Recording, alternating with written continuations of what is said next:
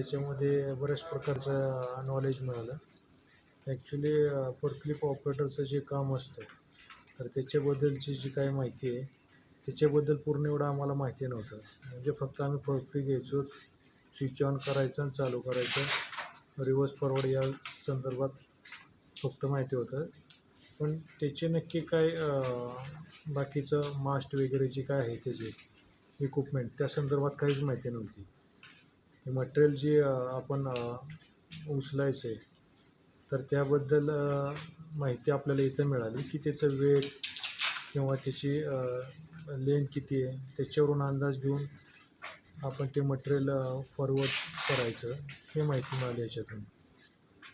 आणि बॅटरी संदर्भात असं होतं की बॅटरी आम्ही पहिले काय करायचो की बॅटरी लो झाली, फोर्कलिफ्टमध्ये दिसतंच की 60% 40%, पण त्याच्यामध्ये कुठलं वॉटर किंवा काही जे इंटिग्रेट असतात ते माहिती नव्हतं. ते मिळालं पूर्ण, त्याची माहिती मिळाली.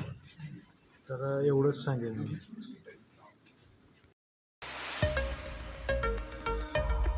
Forklift Academy of India.